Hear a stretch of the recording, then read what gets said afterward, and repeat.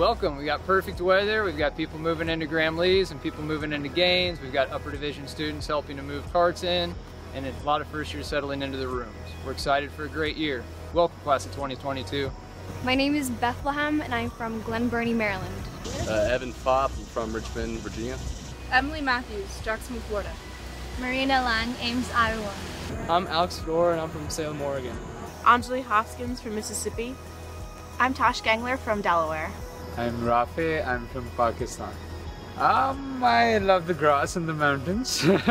Plus, like, the scholarship program's pretty cool. I'm Lily White, and I'm from Winston-Salem, North Carolina. My name's Henry Hoker, and I'm from San Antonio, Texas. I'm Mac Lyerly, and I'm from Jacksonville, Florida. Hi, I'm Audrey Martin. I'm from Minnesota. I'm Kato Kelly, and I'm from Atlanta, Georgia. I'm Katherine Johnson, and I'm from Potomac, Maryland. Joe from Richmond, Virginia. Well, my brother went here, so I kind of have been exposed to it for a while.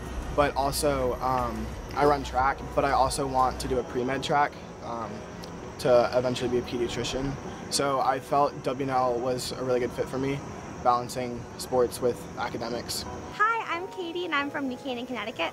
Hi, I'm Lexi, and I'm from Madison, Connecticut. I'm Alex, I'm from Japan. I'm Elizabeth Grice, and I'm from Lexington, Virginia. I'm Ella Hall, I'm from South Carolina. I'm Bryn Wilkinson, I'm also from South Carolina. My name is Kariatu Diallo, and I'm from the Bronx, New York. I'm Olivia, and I'm from Winter Park, Florida. My mom went to Hollins, which is kind of close by, and so she loved the campus here and like wished she went to Washington and Lee. So this was like one of the first schools she took me to. She like really wanted me to go here, and I loved it. I fell in love. Hi, I'm Corey Morris, and I'm from Rumford, Rhode Island. I'm Ray Wright, San Antonio, Texas. I'm John Carr Hayden. I'm from Charlottesville, Virginia. It's my first year. I'm Rob Hedgeback from Charleston, West Virginia. Hi, I'm Emily. I'm from Long Island, New York. Carson Yates, and I'm from Virginia Beach. I'm Tyler Zidlicki, and I'm from Larchmont, New York. Hi, I'm Rewatch, and I'm from Nepal. Hi, I'm Alisa, and I'm from Vietnam. My name is Ben Barton. I'm from Jacksonville, Florida. My name is Grace Wise, and I'm from the outside of Philadelphia. My name is William. I'm from Kenya. I'm Kenza, and I'm from Morocco. The liberal arts aspect of it, that's awesome. Like, I just want to dive into every cause. Same. I really want to know more about everything, all the subjects, and I think the liberal arts is for me. I'm Sherry Gu, I'm from Wochon, New Jersey. My name's Ingrid, and I'm from Milwaukee, Wisconsin. My name is Hao Chintu, I'm from China. Hey, I'm from China too. My name is Xiaoling Yu. Okay, hi. My name's Charlie Cunningham. I'm from Pequod, New Jersey. I'm Nolan. I'm from Chesterfield, Virginia, right outside Richmond. I'm Murphy Jones. I'm from Lookout Mountain, Georgia. I'm Emma Aldrich. I'm from Washington State. And I'm Kate Groninger, and I'm from Pittsburgh, Pennsylvania. I was actually walking down in between the science library and the Center for Global Learning when I got the feeling. The one that they say you're supposed to get when you just like know you're where you're supposed to be. I'm like, wow, this is real. This is home for me, you know? I'm Jackson Sharman from Birmingham, Alabama. I'm Jav Brown, and I'm from Charlottesville, Virginia. I'm Katie Larkin, and I'm from Lancaster, Pennsylvania. My name's Lucas King, and I'm from Medina, Ohio. My name's Isabella Daher, and I'm from Massachusetts. My name's Charlie Foy, and I'm from Pasadena, California. I just wanted to get away from the city, have a break from the busy life of LA, and I wanted to have the best educational experience possible, and I thought WNL was the place for me. I'm Anna Estrada, and I'm from Bentonville, Arkansas. I'm Clay Chadwick, I'm from Arlington, Virginia. I'm Cooper Whitehead, and I'm from Wilmington, North Carolina. I'm Lane. I'm from Tampa. I'm Lexi. I'm from Ohio. I'm Jacob from Charleston, West Virginia. My name's Laura McCray, and I'm from Atlanta, Georgia. And I'm Andrew Crean from Stoughton, Massachusetts. I'm Warner Speed. I'm from Jackson, Mississippi. I'm Michael Horgan. I'm from Charlotte, North Carolina. I'm Turner Bob, and I'm also from Charlotte, North Carolina. I'm Finn Thorne. I'm from Baltimore, Maryland. Yes, so I'm Mary Alice Russell, and I'm from Virginia Beach, Virginia. My name's Tiffany Thomason, and I'm from Oregon City, Oregon. I chose to come to WNL because of the wonderful community that's here, and because they have the academics to match that. It's not just community, it's like excellence too. It's pretty awesome. Yeah, my name's Troy Larson. I'm from Westchester, Pennsylvania. Joey Dickinson, and I'm from Omaha. Hi, my name is Camilla Beely, and I am from North Carolina, but I just moved from Connecticut. I'm Austin Sherritt. I'm from Charlotte, North Carolina. And I'm Stephen Warren, and I'm from Westfield, New Jersey. My name's Missy Thomas, and I'm from Wiesbaden, Germany. I'm Robert. I'm from Houston, Texas. I'm Peyton. I'm from Charlotte, North Carolina. I chose to come to WNL just because the moment I walked on campus, I felt welcomed by both the students and the faculty. It's beautiful here. I mean, we're in the Shenandoah Valley. The academics are amazing, and I just felt like it was home. Samantha Johnson, and I'm from Princeton, New Jersey. So I'm Walker Morris from Atlanta, Georgia. My name's Sarah Holland. I'm from Palmyra, Pennsylvania. I'm Kushali and I'm from India.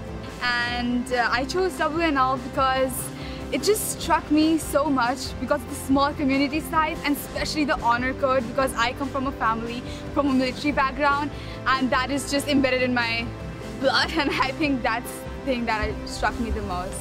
And I'm looking forward to joining clubs and starting classes for the first time and meeting a lot of amazing individuals.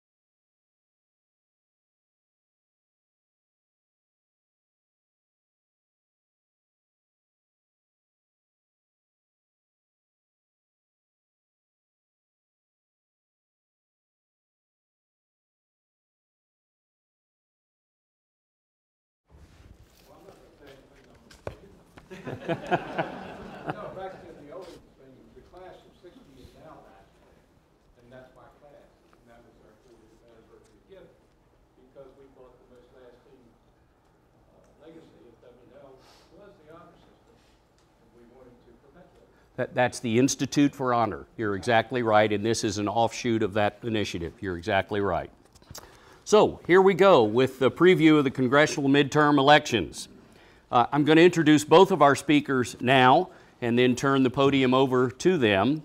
On my far right is Terry Cooper. Terry is a graduate of the Episcopal High School in Alexandria, of Princeton University, and the University of Virginia Law School, where he was the research editor of the Virginia Law Review. He was also tapped for the Order of the Coif, which is the law school equivalent of Phi Beta Kappa.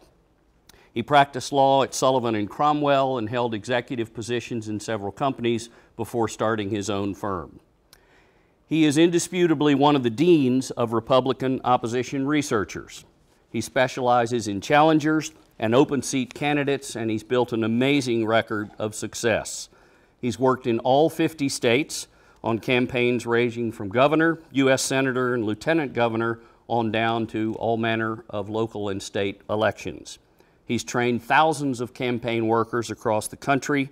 He's taught at the Republican National Committee's Campaign Management College, American University, George Washington University's Graduate School of Political Management, and other institutions, and a training program sponsored by the state Republican parties of Virginia and numerous other states. Our first speaker is Professor Brian Alexander. He is an assistant professor of politics at Washington and Lee. He teaches in U.S. government, Congress, and international relations. He holds a Bachelor of Philosophy from Miami University, a Master's from the University of Cincinnati, and a PhD in Political Science from George Mason University, where he was an award-winning instructor before coming here. Also before joining our faculty, Brian was an American Political Science Association Congressional Fellow in the office of U.S. Senator Jack Reed from Rhode Island. He's also had experience in nuclear non-proliferation, alternatives to force, U.S.-Cuba relations, immigration and Latino policies, and environmental conservation. When he was a management consultant, Brian served federal agency clients including the Departments of Defense, Homeland Security, Treasury, and Commerce. Professor Alexander comes to us after combining nearly 20 years of this experience in government and politics with his own scholarly research, which is focused on Congress, legislative norms, parliamentary procedures, and bicameral relations. Gentlemen, the floor is yours. We look forward to your presentation. Thank you so much. All right, thank you. Well, thank you for the kind introduction. It's funny when you hear all that stuff about yourself, you forget that you did half of it. You're like, oh yeah, that was I remember that now. But thank you everybody for being here, and most of all, thank you for having me here. I'm new to Washington and Lee. This is now my second year, so I call myself a sophomore. And one of the greatest thrills and privileges of my life is to be a part of this community. When I got the job in Washington, I was living in Washington, D.C. with my family. When I accepted the position, I was, of course, thrilled. And my wife bought me a hat at the store upstairs, and I would wear it around Washington, D.C., and not thinking much of it, because as you heard, I also went to Miami University. I have Miami University hats also. But I would wear the Washington and Lee hat around D.C. before we moved, and just realized what a tremendous community I was becoming part of when I would walk down the street and people would see the W&L Trident and they would grab me and they would have all these great things to say about W&L, and they'd ask what my association was with it, and I said, I don't know, I'm new. But it's a thrill and a privilege every day to walk across the colonnade and to be a part of that, because I know when I'm teaching my students, they're not just students in that semester, in that class, they're people like yourselves who become part of the W&L community and come back and give back. So it's a pleasure for me, and thank you all for being here. So let's start by talking about what I think is at stake in this election at the national level, just to try to provide some high-level overviews for what is definitely a unique and sometimes confusing time, I think, in American politics. But at the simplest level, what's at stake is control of the House of Representatives. There are 535 seats. 218 are necessary for a controlling majority. The current breakdown of the Republican-controlled House is 235 Republicans and 194 Democrats. Democrats would need to gain at least 24 seats to have a majority of 218. Control of the Senate is also at stake. The Senate is also a close race, but Republicans seem to have a reliable, albeit narrow, path to maintaining a their current 52 to 48 majority there. But maybe most important, what's at stake in this election is the direction of the nation and the way our politics will play out over the next couple of years. If the Republicans hold, it's a vindication of the Trump presidency and a rejection of the so-called Democratic resistance. Trump, in a Republican-controlled Congress, will be free to do what Trump does. Democrats will be forced to do a lot of soul-searching about how they can win in 2020, what message resonates with the American people, and whether the Democrats have a path to power in either the Congress or the White House in 2020. If Democrats achieve victory, it'll depend on how big that victory is. A narrow victory, maybe in just the House of Representatives, leaves them as a relatively weak party of opposition. Do they overreach in terms of oversight, indictments, and opposition to the Trump or the Republican agenda? Do they risk getting labeled as the party of no? To do so may put them at a disadvantage in terms of broader victories in 2020. If the Democrats win big, they are the party of no. And the Trump presidency will be under siege from the Hill. One thing I think we definitely know, as my colleague in the Department of Politics, Mark Rush, pointed out to me just the other day, is that no matter the outcome, if you're tired of hearing about the elections and voting and politics now, I remind you, the 2020 presidential campaign starts Wednesday morning. So you may want to cancel your cable TV subscriptions now. But what might we expect? What might we expect on Tuesday? There's a lot of talk of a blue wave. So I don't know, for fun, this is an unofficial poll. Who thinks there's a blue wave in which Democrats seize control of either the House or the Senate? I think it's a pretty good chance. Pretty good chance, all right. Who thinks not? The remainder, and maybe some people unsure. That was, I didn't count, but that was almost kind of half and half among those who voted. Well, that's it. We don't know. Now, structurally, there are many factors. So what can we expect on Tuesday? Structurally, there are many factors that favor the Democrats in this midterm. I think, though, that to expect a blue wave, we should be cautious.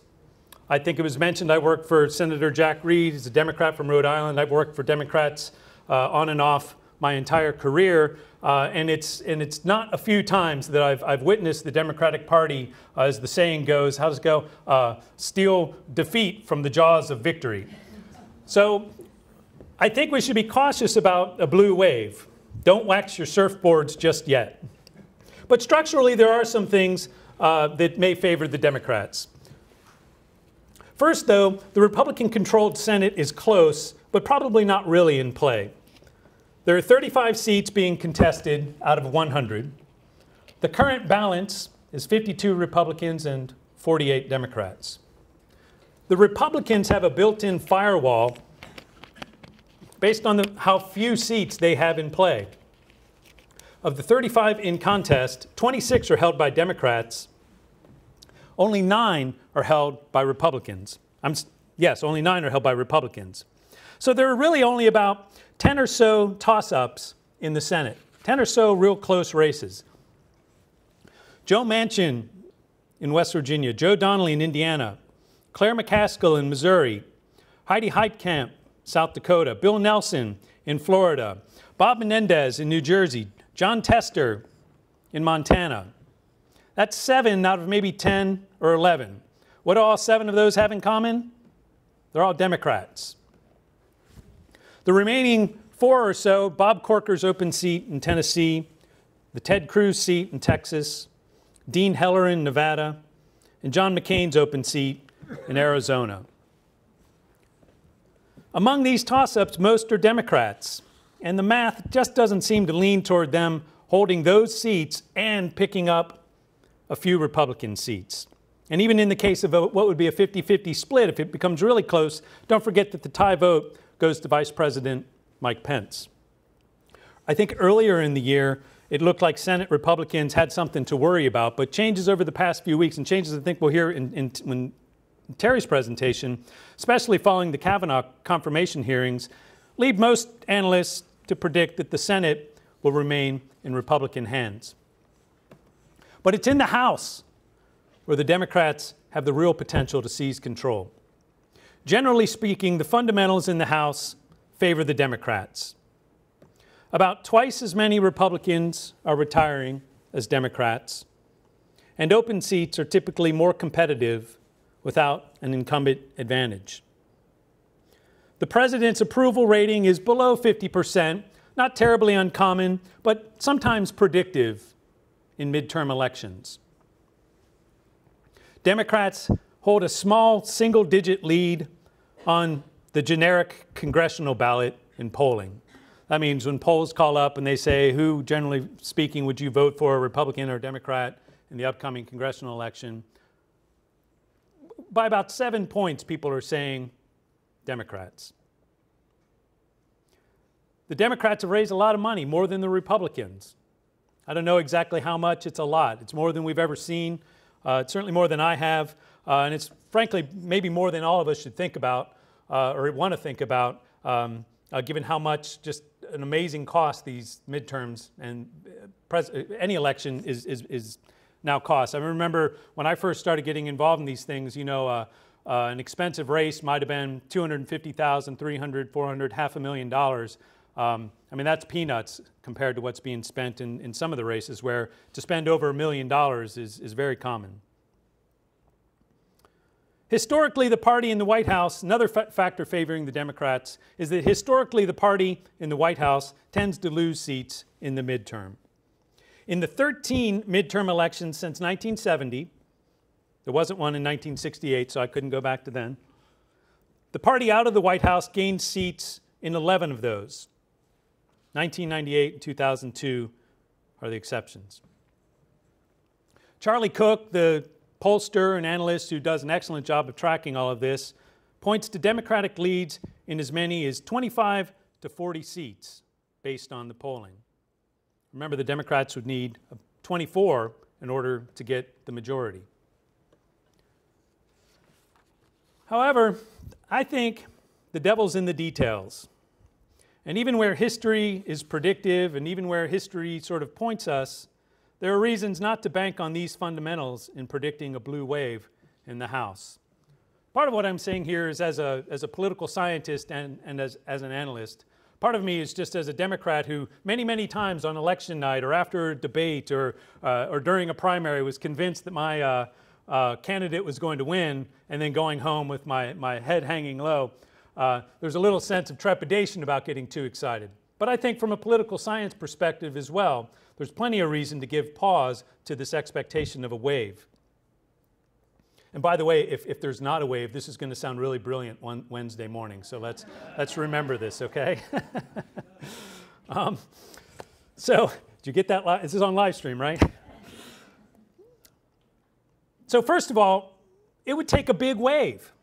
Historically speaking, the party out of the White House has picked up 24 plus seats in only 4 of the past 10 midterm elections. So it's possible, but it's not something that happens often. Close analysis of the polling and the seats in play suggests that Democrats still have to thread a needle to achieve a majority, much less a wave.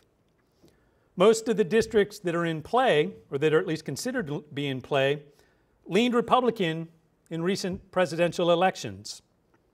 The analyst Nate Silver, who does an excellent job of looking into the weeds of a lot of this, says that fully 18 of 29 toss-up districts voted for Trump in 2016, and so did 24 of the 26 lean Republican races.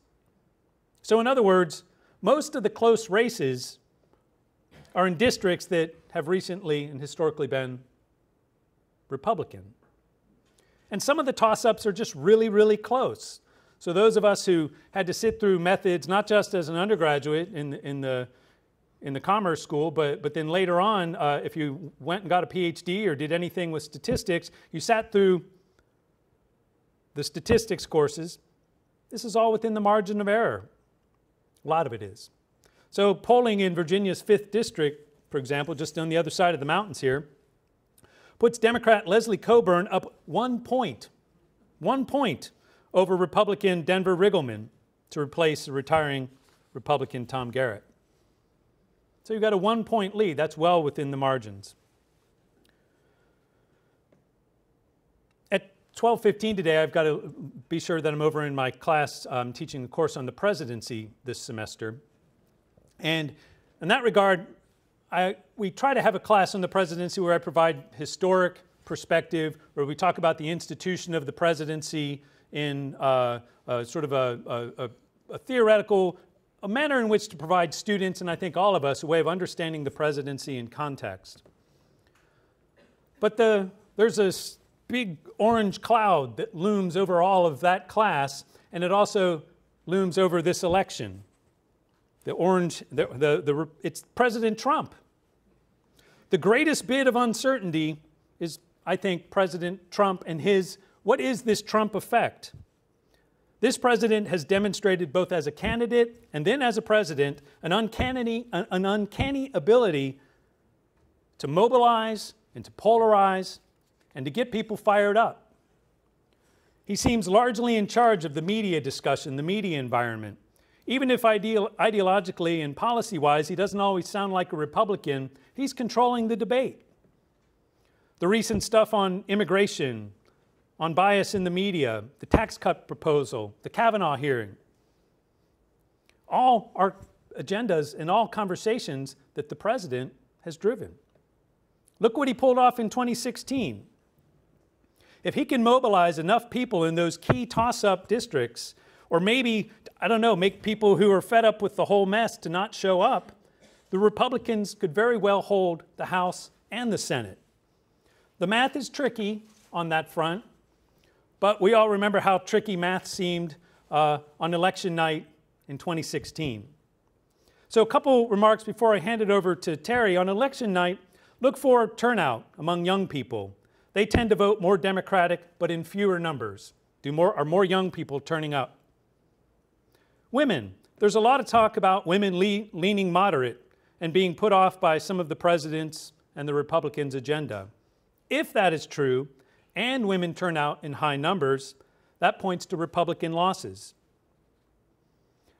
But as the saying goes, all politics is local, and a lot of this is probably going to come down to the way it turns in a couple of these key districts. I think the safest analysis is something that political scientists, professors, pundits don't like to say about what's going to happen next Tuesday. And that's, what was it? You said it. We don't know. If pressed, I would go so far as to say, we'll see. But if you want to gamble, I probably would say the odds lean Democrats taking the House. But I don't know. I'm still recovering my gambling losses from 2016. So with that, I will turn it over to Terry, who's going to lead us through some of the other unique and I think unconventional and interesting aspects of this election. And as we move forward, consider your questions because we hope to get to some Q&A at the end. But thank you.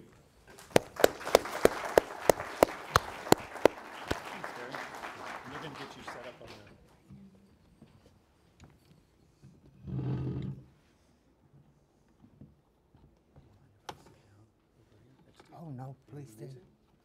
I'm going to use the stool if I may.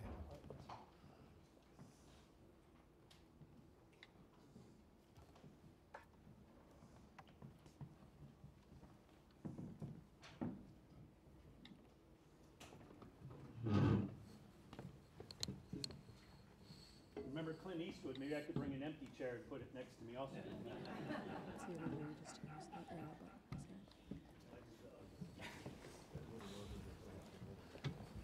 It's a pleasure to be here.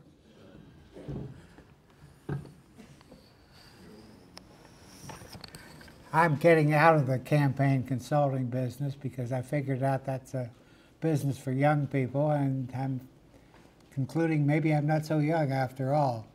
And besides, the much more fun part of observing politics is just seeing the unusual developments and trends that don't get the attention they should for whatever reason and highlighting them, and that's what I'm going to do today. I'm going to talk to you about 4 of my so-called highlights of the current political situation.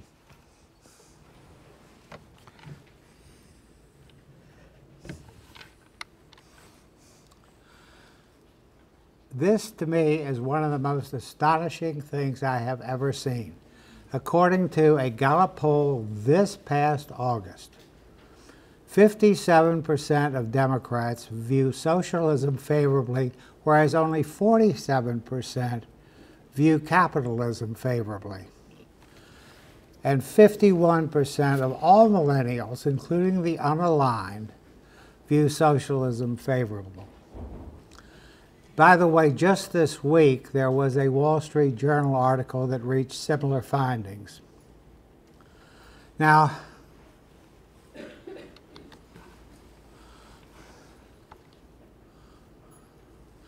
why is that? A New York Times columnist, Michelle Goldberg, attributes the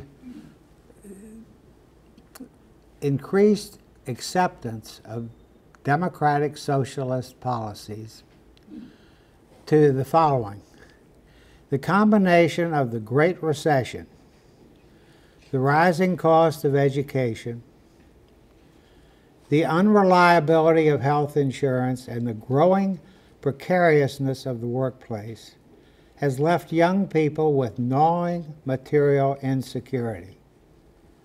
They have no memory of the widespread failure of communism, but the failures of capitalism are all around them.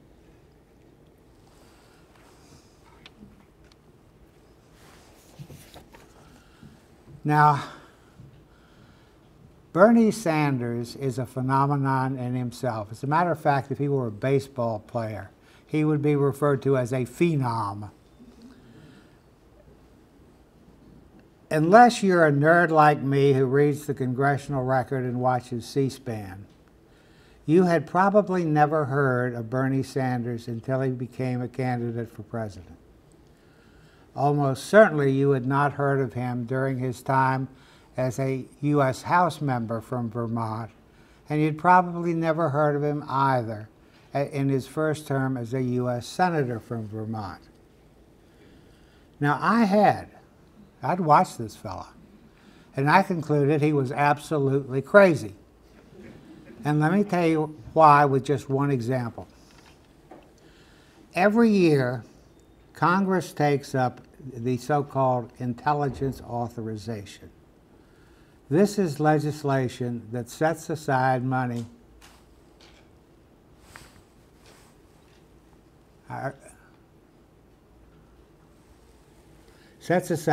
for our intelligence agencies like the CIA, the DIA, and the National Security Agency. Now, that's a very unusual piece of legislation in that it is highly classified. Even during the floor debate on the legislation, you're not supposed to say what's in the bill. Yet year after year, when he was in the House, Bernie used to offer amendments to reduce every account in the bill by X%. Typically, it'd start off with 10%. If that got beat, and it did massively, by 5%, and then 3%. He lost every one of them. Now, how was he able to do this? Members of Congress have access to the language of the bill. But in order to get that access, they have to go to a secure room in the Capitol and sign in. Now, if you want to find out which members of Congress have signed in to read the intelligence authorization, all you had to do, and I know because I did it, is telephone the staff who manages that secure room in the Capitol. And I learned in that phone call that Bernie Sanders had never once sought access to the intelligence authorization. But here he is year after year after year, offering amendments to significantly cut the expenditures for those intelligence functions. Now, to me, that was totally irresponsible. And to, I think, a lot of the people who were also aware of what he was doing. But then,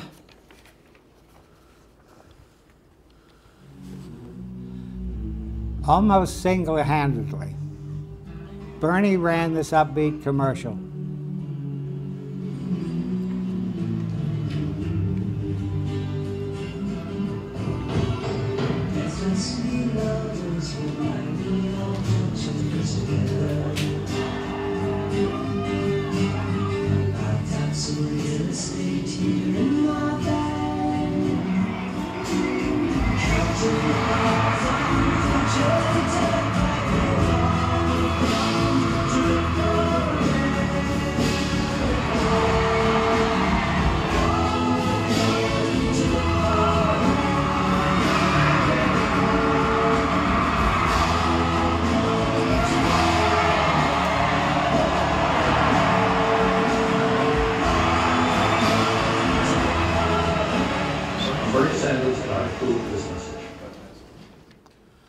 Almost single-handedly, that commercial changed the impression that people had of Bernie Sanders. The new impression was he's an easygoing guy, a nice guy. He's got a great wife, Jane, who you saw in the commercial, and he makes a point. So today you see that a lot of his democratic socialist ideas, for example, Medicare for all, government guaranteed jobs for everyone with the federal government as the employer of last resort, are becoming maybe not the majority position yet in the Democratic Party, but they're mainstream positions within the Democratic Party. And some of his stances, like abolishing ICE, the Immigration and Control Enforcement Agency, the group that separates the kids from the parents at the border, that's become a majority position within the Democratic Party.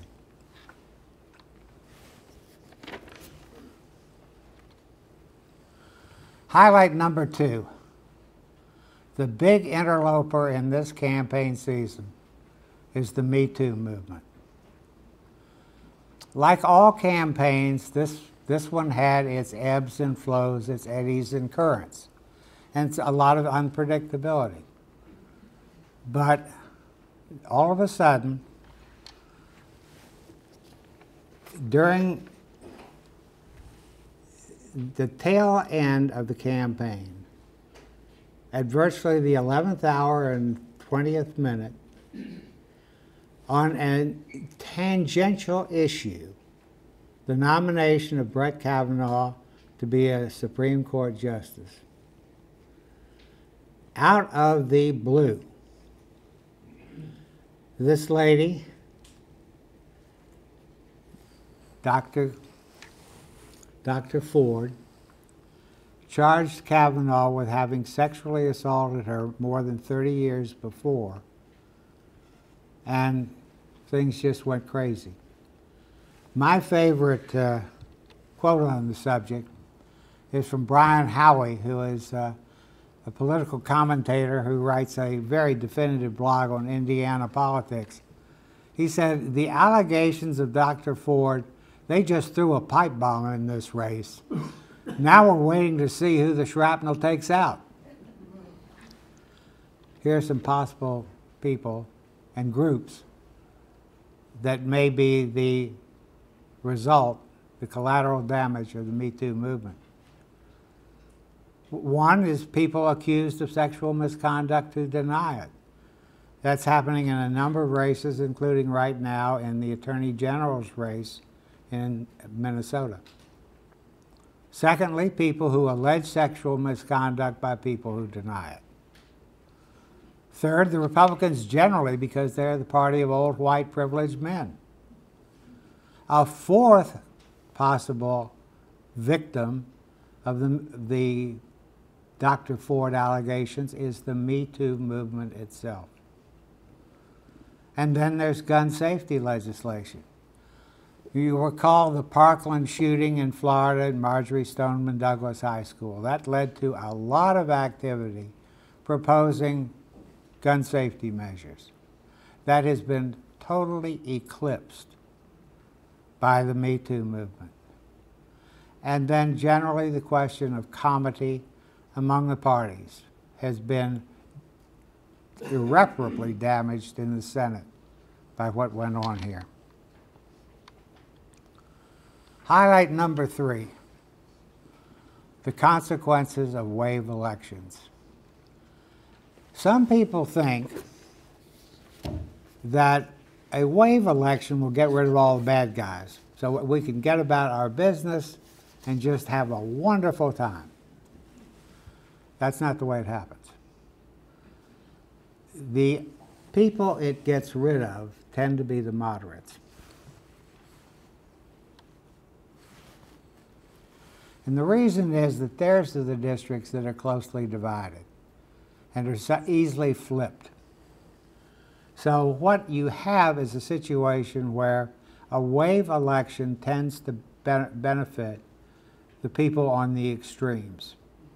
So you've seen this week that the hard-right Freedom Caucus in the House has trumpeted that if the Democrats gain control of the House, the Freedom Caucus's influence and number of members is going to increase. And you've also seen a report by Rich Galen, a very promising young political analyst, in realclearpolitics.com, who wrote that, quote, real change will not come from within the Beltway. It never has, end of quote. Highlight number 4, party loyalty.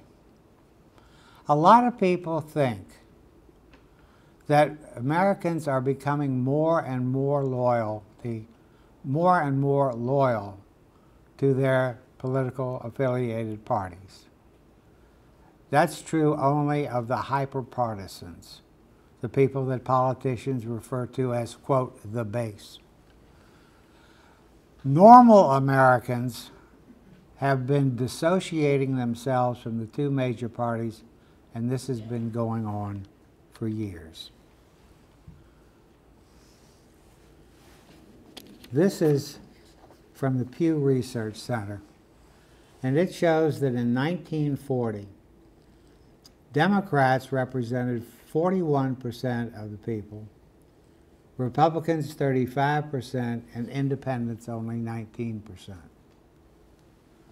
In the most recent year, 2014, independents constituted 39% of voters, Democrats 32%, and Republicans 23%. Why has this been happening? There are a bunch of reasons. I'm going to discuss only 2. One is the parties have not delivered on their many promises to deliver for the middle class or so-called working families. Every election, both parties' leaderships promised to create high-paid, career ladder jobs, but their actual agendas have nothing to do with jobs and may even frustrate job creation. Here's a case in point. This October, Speaker Nancy Pelosi at the Harvard Institute of Politics, quote, laid out a policy agenda that, should Democrats win power, that would begin with a campaign finance overhaul package, but also include measures to lower the health care and prescription drug costs, change the way the House operates, and offer legal status to the young undocumented immigrants known as Dreamers. As regards the Mueller investigation into possible collusion, getting the facts and the truth and where they have to lead us, that's what we have to do, said Pelosi. Where's the jobs agenda in any of that? It ain't there. This is an elite agenda that totally ignores people who are from the working class. A second reason that party loyalty has declined so much is that the American dream seems to be increasingly out of reach, but government seems oblivious to that problem. The American dream requires being able to save for the future, for a home, for college for the kids, for retirement. But according to a 2016 Federal Reserve Board survey, 46% of American adults cannot meet a $400 emergency expense without borrowing or selling something they own. And a quarter of adults cannot pay their monthly bills in full. Now, what's a $400 emergency expense? It's approximately the cost of a one-axle brake job on your car, or the cost of removing one impacted tooth from a teenager's mouth. It's not a huge amount of money, but what this says is 46% of American adults are living paycheck to paycheck, and 1/4 of them are getting deeper and deeper in the hole every month. Now, this isn't something that you could ascribe to one party or the other. It's a both parties problem. As Henry Olson, who wrote Ronald Reagan and the Working Class Republican, we essentially have been having a tennis game of realignment for the past decade, with the Democrats and the Republicans taking turns double faulting. They keep taking their eyes off the ball being the middle-class voter.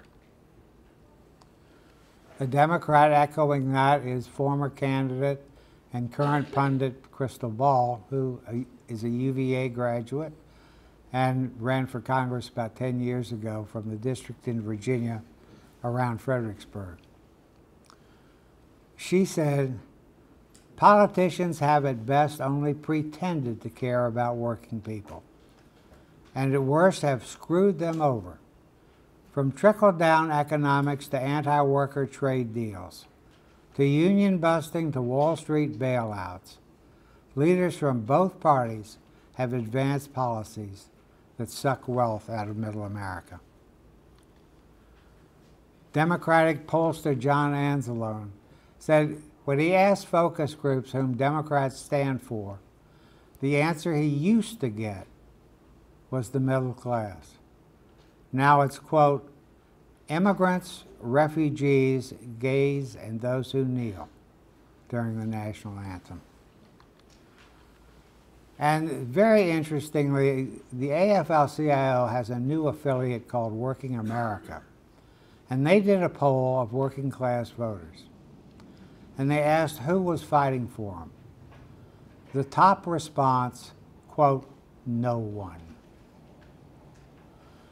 Carol, an African-American working class voter in Central Ohio, was asked what difference she saw in her economic well-being when A, Democrats were in power, or B, Republicans were in power.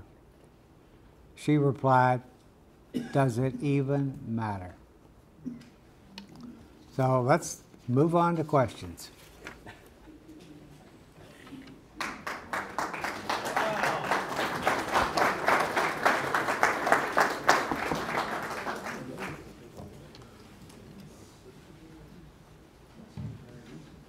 Never known this group to be quiet, so.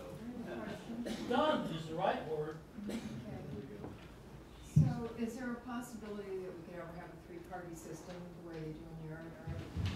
So that you'd have an independent party, since everybody seems just to be going for the independent vote right now? Well, we sort of have a multi-party system right now if you look at the fractures within the Republican Party and fractures within the Democratic Party, but they certainly don't, obviously they govern continue to govern in a two-party way. There's this thing called Duverger's law, which is sort of complicated, but basically when voters are in a booth in a winner-takes-all system, it becomes very difficult to choose a third party when you know effectively your vote won't count.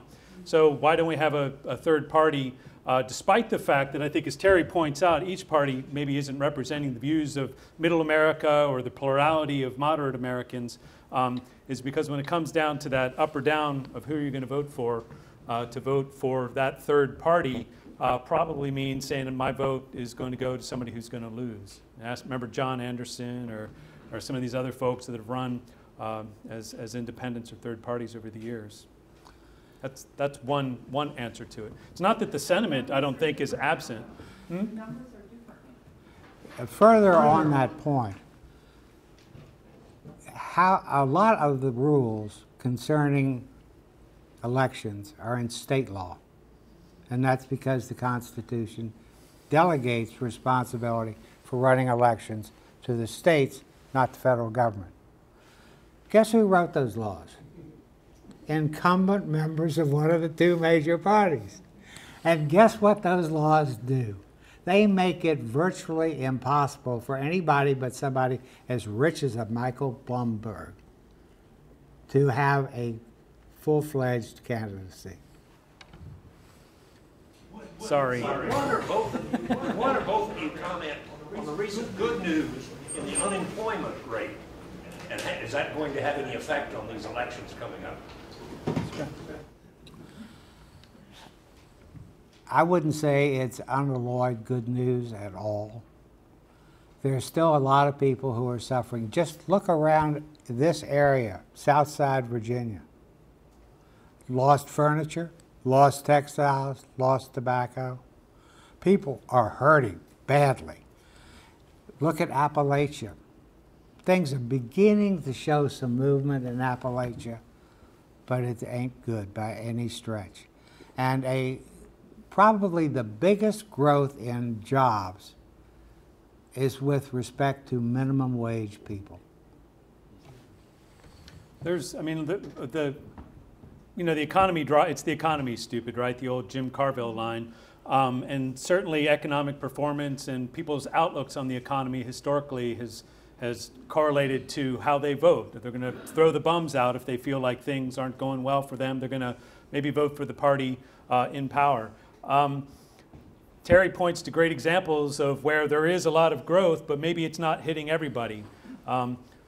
Difficult to measure in polls, difficult to get a sense of how that plays out. Do people, generally speaking, do the people who are kind of in those swing areas, generally speaking, do they feel like things are going better for them? Do they look to the future and say, I like the course we're on? Or do they look backwards and say, hey, where was I in 2004, 2005, 2006, 7, 8, compared to where I am today, and am I still not as well as I once was?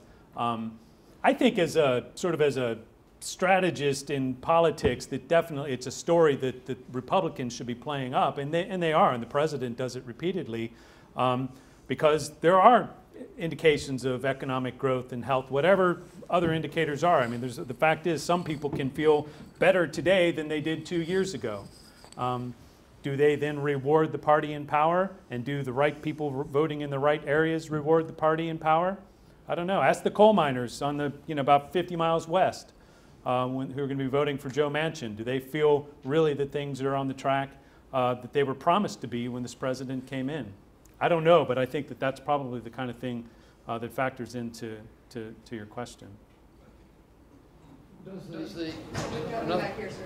Oh, there's somebody with the microphone back here. Since Joe Manchin's name been mentioned, I should speak to it, but I'm not going to. Joe Manchin wouldn't dig in West Virginia. But I want to ask a question about war. It doesn't seem to raise its ugly head. Class of '58, 60 years later, we've fought one war after another. We are war-trained, Republicans and Democrats, over and over and over again. And it does seem to be a war, all senseless ones, by the way, I would say, since I graduated. That's been one of them. Okay, let's not look past. The way to unite a country is to think we're being invaded. A headline today in the Toronto paper, an invasion. People of Central America are invading us. This is, and already did the same thing. They're going to come across the Texas border, and we've heard this before. This is a way to mobilize people around racial issues that are all called about invasions and war. They're warring against it. When we as a nation have hundreds and hundreds, thousands and thousands of troops all over the world, and so I want to put it in front of you, we're avoiding the cost of war. And certainly in West Virginia, we know it. And yet he's getting ignored. And I see it now with this president. He's trying to make us all fearful so that we will get, and others have done it as well, so that we will get united around being invaded and having a war. The quickest way to get one is to do that with people, I think. That's a comment, but I'd like to hear you comment on the role of war, and it keeps getting ignored. Look what we've been through since... I've heard only one comment by any candidate recently on the subject of war. And that was a Democrat who was criticizing the administrations in recent past, Democrat and Republican, for fighting a so-called credit card war. In other words, not funding the war out of current dollars. Other than that, I don't think it's getting attention. I think you have the fake war, the invasion. It definitely, I mean, another way I think you see it is in the limits it's placed on the economy. Trillions of dollars, spent, interminable debt, much less interminable conflict. Where that gets played out is what can we do for middle-class Americans? What can we do for social programs that by and large people support when we're racking up debt in other areas? But you're right, it is striking, I think, that I mean, we've been in essentially an endless state of war since 2001, and depending on how you want to count it. But, and it's not, why is that not a campaign issue? I don't know. That's a tremendous question. Do I understand that the administration is contemplating a new tax reduction aimed specifically at the middle class? Sure. That's what they said. So that definitely seems to be the idea. Now, how they do that when Congress is out of session before the election, I don't know. But yeah, I mean, there's talk of that, but that's this week. We have all of us have a colleague, Mark Short, who was the legislative director for the Trump administration, and I never had the pleasure of talking to him. He left last summer. He's now at UVA, as a matter of fact.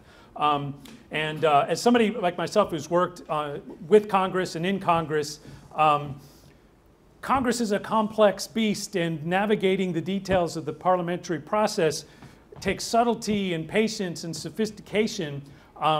And we have a president that wants to govern by, whim, and that's worked very successfully for him in a lot of fronts. Congress is different, though, and I always wanted, if you ever get a chance, and if we can ever get him here, I would love to just say, what was it like being such a sophisticated political player as he is, who worked on the Hill, who worked for Mike Pence, excellent credentials and knows, how Congress works. What is it like when you have a president during a campaign says we're going to have a tax cut when Congress isn't in? I mean, how do you sort of navigate just the process on that? I think is fascinating. Brian, I can only give you this snippet. Oh yeah. I heard Mark recently. Oh great. He was asked this question, and his answer was really interesting. He said, "Look, I'm just like you. I would get up in the morning and check my Twitter feed to determine what kind of day I was going to have." In answer to your question about the reason for proposing a new tax cut for the middle class, and this goes to the reason why the 2017 federal tax cuts have not been at all the economic boon or political boon to Republicans that they hoped. Now, I don't want to get too deep in the weeds here, but there's a phenomenon called the Byrd Rule. And the Byrd Rule says that in measuring budgetary impact and whether you can do X, Y, and Z as part of a reconciliation bill that's not subject to filibuster, you have to measure everything according to a 10-year timetable. And in order to fit into that 10-year timetable, the Republicans decided that what they would do was cut out the most popular part of their tax cut after 10 years. So that's what happened, and it meant that their Democrats seized on that and they said, oh, you're not interested in the middle class at all. They got no political credit for it, and that's why they're proposing this change. Comment on the numbers, percentages, what you think the impact of the younger voters, college students, and the youngest voters will have on the midterm elections. Terry? I'll wait until I see the exit polls. Because I think one of the great imponderables is what is millennial turnout going to be? We don't know. We have all sorts of reports of tremendous voter enthusiasm, especially among millennials, and especially among certain groups like those who were affected by the Parkland and other school shootings, etc. But damned if I know. I might just second that. I mean, there is tremendous amount of enthusiasm for the millennials in the room, for the younger people in the room. Please go vote. But will they turn up in numbers that are necessary to shift the outcome? I don't know. I think a lot of us are trepidatious after 2016. I mean, every forecast almost was wrong. What we have, actually, it's very interesting. It's a great question, and all of these questions are kind of hypotheses that we all get to see a result of a test on them next Tuesday. And one of those hypotheses is that millennials will turn out in droves, and this mobilization is going to translate into how millennials typically vote, or younger people typically vote, which is more Democratic, so that should favor the Democrats. But as Terry says, we'll see on Tuesday. I mean, this is really kind of a laboratory that we're experiencing right now. I'd say the same thing. Same thing. Historically, turnout's very low in a midterm. I mean, it's going to be people who are ideologically more committed. That tends to be older. That tends to be Republican. As regards minority turnout, the big question is Latino turnout.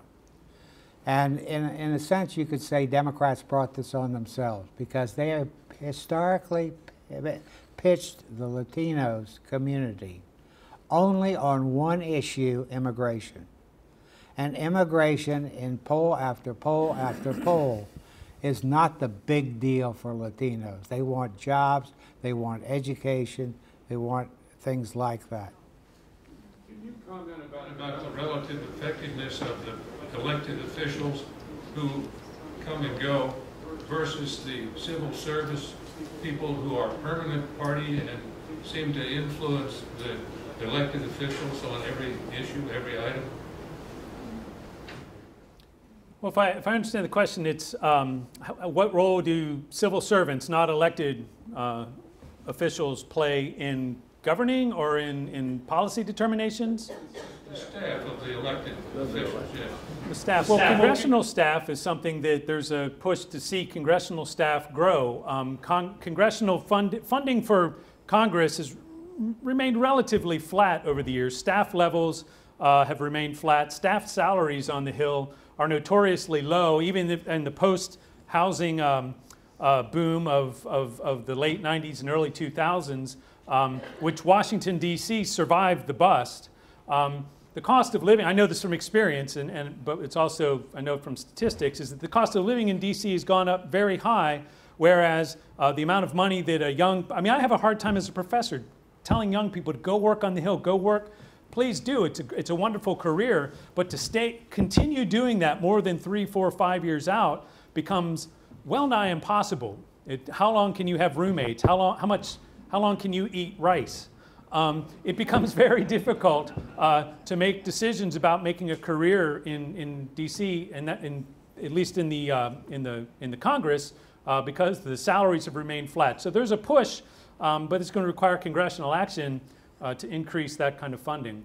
At the agency level, there's a lot of great career civil servants, a lot of great management consultants, people who show up every day and solve problems like any job anywhere. And I've never found reason to be cynical about your average government worker. There are some outlier tales of the extremes on all ends, but by and large, I mean, having worked as a management consultant at Homeland Security and DOD and elsewhere, people, they're hardworking. You don't do those jobs because they're, there's some level of passion and commitment and competence that goes into being a federal worker. There are other things you could do. My comment on that subject is one of the things this country most needs is a better class of candidates. And I attribute that in large part to gerrymandering and to the increased polarization and gridlock that results. Before we break, both of you quote-unquote experts will be willing to predict, are we going to have a national record turnout on November 6th? You go first. I'm not in the prediction business. I bet we have a bigger turnout than we normally do for midterm elections, yes. Will it be record compared to presidential? That would be, I mean, again, that's a great question. We have hypotheses and we have our experiment on Tuesday.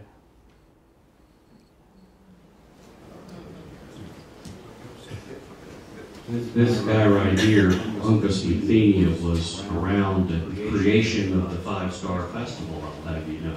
We convened a meeting with Uncas, Ferris, and a handful of others here in town, and one of the great pieces of advice was, just be sure you have some spring food during the weekend. We're fine with cocktail parties, and there'll be some of those, but give us brain food. Take us into the classrooms of the university and stimulate our minds. And the fellows of you have done a wonderful, wonderful job of that.